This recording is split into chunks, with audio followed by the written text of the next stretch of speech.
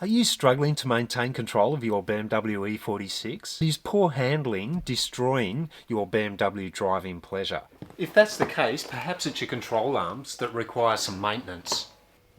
But what are the control arms? What do they do? Where are they? And why do you need them? In this video, I'm going to give you the answers to help you regain control of the handling on your E46.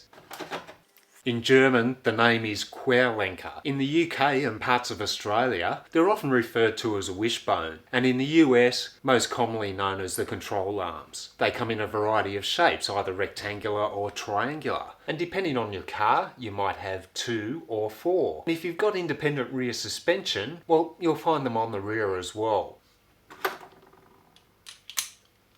But it doesn't matter what you call it or what shape they are, they all do the same thing. And the job of the control arm is to secure the wheel assembly to the car.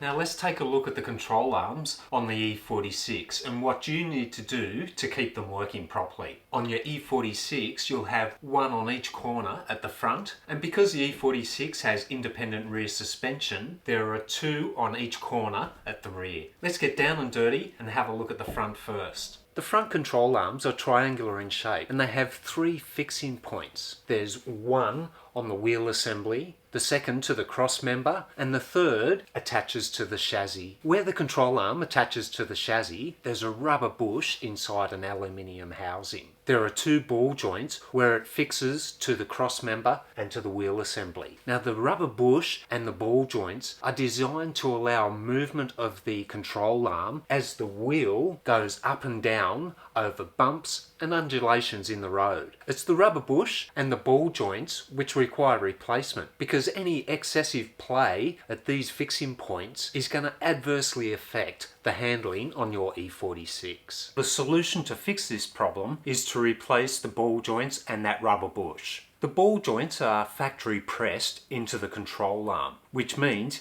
you're going to need to buy a complete assembly to replace the ball joints. Just like these ones here from ECS Tuning. The rubber bush you can also buy pre-pressed into the aluminium housing, which, although it's a little more expensive, is much easier than trying to press it into the housing at home by yourself. If you want to upgrade to a performance setup, then you can upgrade to polyurethane bushes for where it affixes to the chassis. I've put a couple of links below for some options in the description box, so feel free to check those out as well. At the rear of your E46, on each side you'll find an upper and lower control arm. There are 8 bushes which secure these control arms from the wheel assembly to the diff carrier assembly. The upper control arm also acts as the lower mounting point for the rear spring and also for the sway bar, while the lower control arm sets the camber for the rear wheels. You need to take this into account when you lower your E46,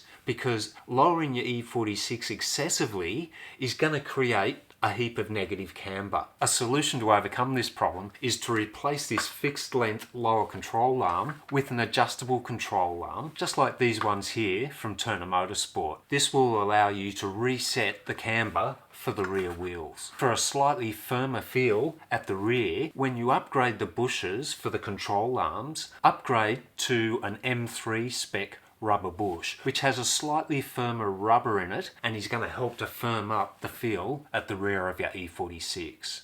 All the repairs to your control arms are easily done and not beyond the ability of most DIY home mechanics. Just remember, book a wheel alignment for when you're finished. If you've got any tips or suggestions for working on the control arms for your E46, how about you post a comment below so that we can share it with our other viewers. Don't forget, if you've enjoyed the video, smash that like button because it really helps out my channel if you do. If you'd like to learn more about E46 maintenance, I'd strongly recommend you watch this video here.